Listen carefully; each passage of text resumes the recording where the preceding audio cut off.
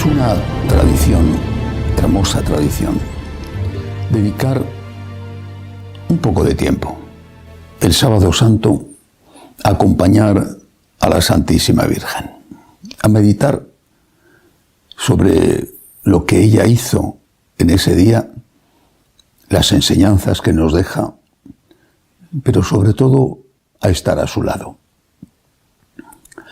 Además, cada vez me encuentro con más personas que sufren.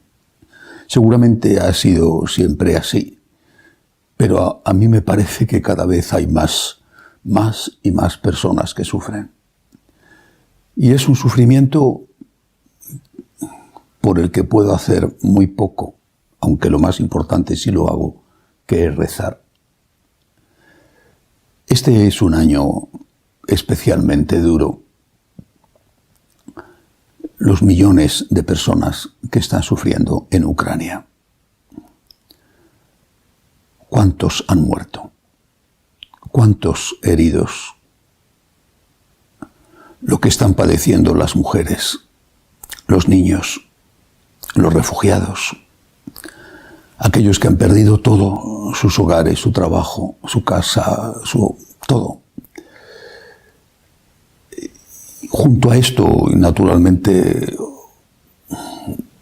mucho dolor de otro tipo y en otros sitios. Llevamos años, y por desgracia quizá ya el mundo se ha acostumbrado a ver lo que sucede en Venezuela con 7 millones de desplazados, de refugiados, o lo que sucede en Nicaragua, en tantos sitios del mundo. Las últimas noticias de Birmania son terribles. Hay tanto dolor, tanto sufrimiento. Una parte de ese sufrimiento no tiene culpable. Una enfermedad, la muerte como elemento inevitable y natural de la vida. Otra parte de ese sufrimiento nos tiene a nosotros mismos como culpables. Y otra parte tiene como culpable a alguna persona que nos hace daño. En cualquier caso, es sufrimiento, es dolor, son lágrimas. En estas circunstancias no sabemos a dónde dirigir la mirada. El creyente mira al cielo, mira a Dios, busca una respuesta y busca ayuda. En este día de Sábado Santo, yo invito a mirar a la Santísima Virgen. Ella, que sabe lo que es sufrir, aunque quizá a cada uno le parezca que lo que tiene él es más que lo que tienen los demás, e incluso más que lo que pasó nuestra madre. Veamos lo que hizo. ¿Qué enseñanzas nos da?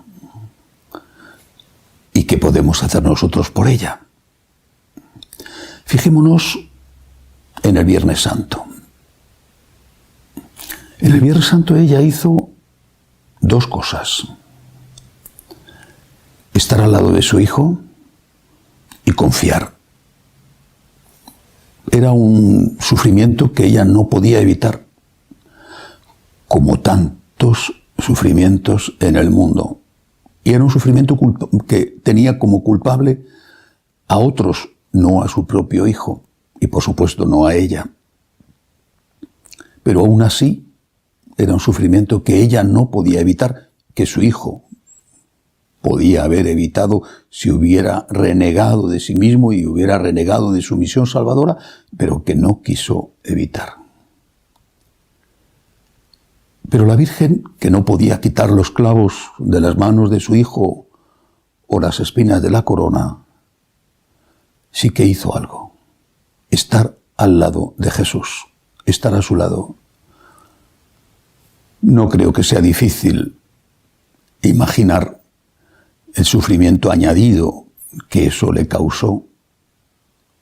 Estar allí significaba ver el terrible dolor que padecía su hijo, ver el martirio que le causaban, los insultos que le dirigían, y todo eso delante de los ojos de una madre, la Inmaculada. Ella estaba allí porque debía estar allí, porque su hijo quería que ella estuviera allí para apoyarle, para sostenerle. Dios Padre y Dios Espíritu Santo también estaban allí, pero estaban detrás, sosteniendo al hijo como el madero le sostenía, agarrado por los clavos. Estaba detrás. En cambio, Jesús solo podía mirar hacia adelante y necesitaba ver a alguien en quien apoyarse. Esa fue su madre. Que si es consuelo de afligidos, más que nunca lo fue esa tarde. Por lo tanto, lo primero que podemos aprender de la Virgen es estar al lado del que sufre. A veces podremos ayudar con alguna cosa concreta, una medicina, dinero, quizá una palabra, pero sobre todo estar. Porque cuando alguien sufre, no hacen falta muchas palabras. Hace falta estar a su lado, compartir su dolor, quizá cogerle de la mano, estar a su lado simplemente, que sepa que no está solo. Si se puede aliviar ese dolor, por supuesto que hay que hacerlo, pero ya estar allí es una forma de aliviar. Pienso en los que están con los enfermos. A veces es agotador. El enfermo pasa su enfermedad, sufre, pero el que está con él también pasa una enfermedad, porque no siempre el carácter del enfermo es un carácter agradable, tiene dolor y a veces dice cosas que son ofensivas. Eso si no ha perdido la cabeza. Hay que estar. Esa es la primera lección de María. Y la segunda fue confiar. María confía. ¿En quién? En su hijo.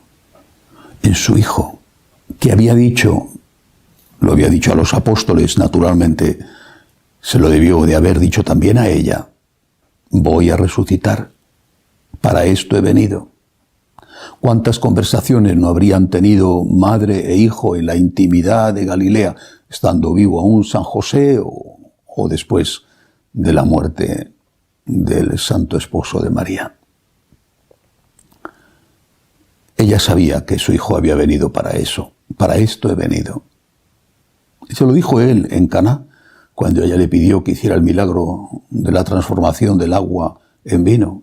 Mujer, aún no ha llegado mi hora. La hora empezaba desde el momento en que hizo el primer milagro. La hora empezaba desde el momento del bautismo de Jesús en el Jordán.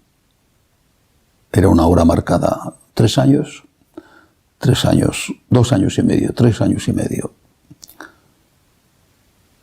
La Virgen sabía que esa hora tenía que llegar. Y confiaba en el Padre.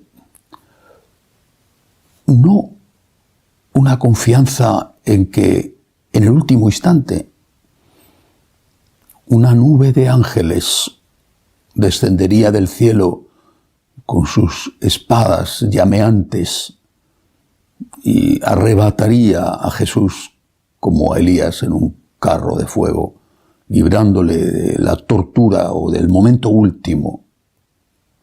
Sabía lo que tenía que ocurrir porque Jesús se lo había dicho, pero confiaba en lo que su hijo le había enseñado, que iba a resucitar, y confiaba en que el Padre, su Padre, en que el Padre no iba a dejar a Jesús morir sin más. Si tenía que morir, aquello no podía ser el final. Por eso la primera lección de María el Viernes Santo es esta: estar y confiar. Una lección doble. Estar al lado del que sufre y confiar en que Dios sabe lo que hace. En que ese dolor que no entendemos tiene un sentido, aunque no entendamos para qué puede servir. Estar y confiar. Y luego vino el final. María escucha esas 7 palabras de Jesús. Le oye decir, por ejemplo, a San Dimas: te lo aseguro, hoy estarás conmigo en el paraíso. No era un momento para bromas ni para mentiras. Estaba perdiendo ya las últimas gotas de su sangre. Y dice: te lo aseguro. Le oye decir: Dios mío, ¿por qué me has abandonado?, en el lenguaje en que él y ella hablaban, el arameo. Elí, Elí, lema sabactani. Pero también le oye decir: todo está cumplido. Padre, en tus manos encomiendo mi espíritu. Y después vuelven a poner al Hijo ya muerto en sus rodillas. Lo mismo que tantos años atrás ella le había colocado en sus rodillas siendo él un niño. Ahora ya no puede ayudarle sosteniéndole con su presencia. Ahora es el momento de la confianza absoluta. Aparentemente ya no hay nada más que hacer. Las mujeres que le acompañaban, Magdalena y las otras, le ahorraron a la madre el trabajo terrible de limpiar rápidamente, porque no había tiempo, las heridas que llenaban el cuerpo de Cristo. Pero ella durante un instante le abrazó, cubrió de besos su rostro desfigurado y se despidió de él, no con un adiós, sino con un hasta luego. Y se fue a su casa, posiblemente a la casa de Marta, de María y de Lázaro en Betania. Eran buenos amigos. Se fue a su casa. Ya había entrado la tarde del viernes, es decir, había empezado ya el sábado, apenas podían hacer unos cientos de pasos, y allí pasó el sábado. Cada uno en su casa, porque los judíos no podían desplazarse en ese día, los movimientos que podían hacer eran muy pocos. Allí pasó el sábado, acompañada por el dolor y el cariño de la casa, de los de la casa que la acogían, pero a la vez sola. Esa soledad de María en el Sábado Santo no era la soledad de la desesperación, era la soledad de la madre que tiene esperanza. Más que nunca, ella es la esperanza.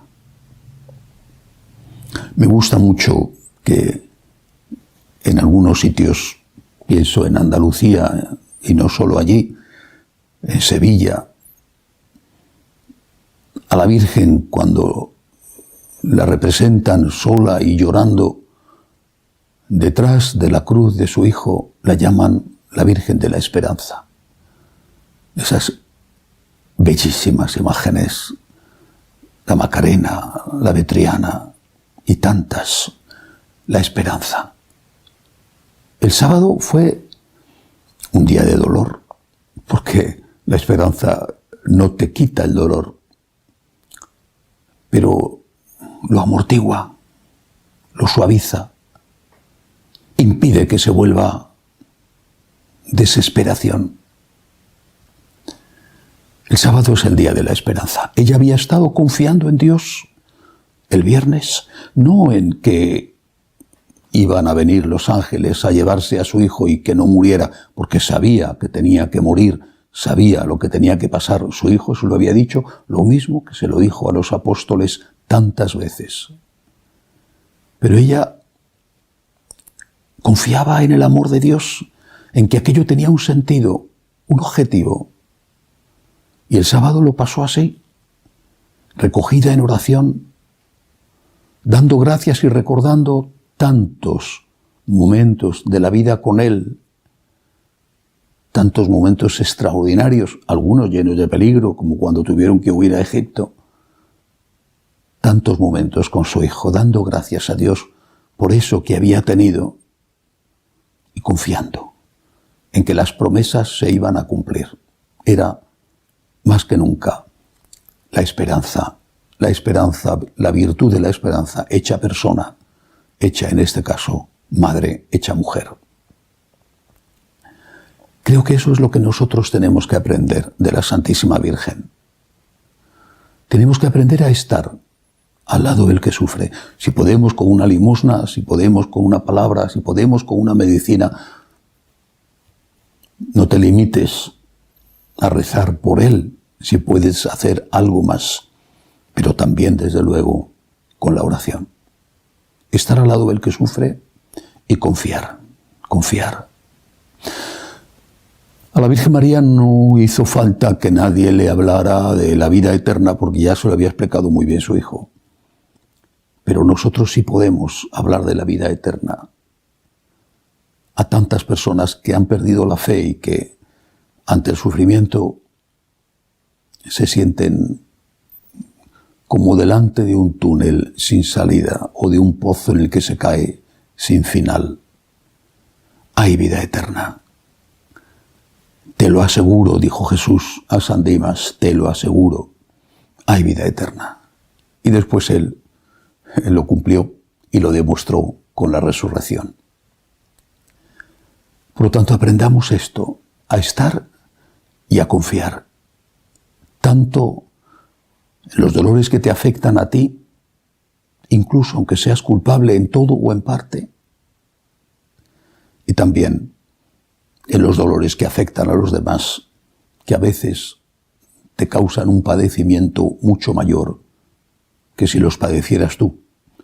Jesús fue taladrado por los clavos, por la flagelación que dejó a la vista incluso sus huesos. La Virgen María no sufrió eso, pero se hubiera cambiado gustosa por su hijo, como cualquier madre. Eso es lo que podemos aprender de María. ¿Y qué podemos hacer por María? Justo lo mismo. Lo que ella nos enseña. Estar y confiar. Estar a su lado. Rezar el rosario. Visitarla.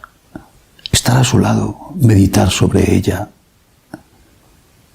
Leer un buen libro que nos hable de ella, hacerle compañía todos los días, pero hoy Sábado Santo de una forma especial, estar a su lado.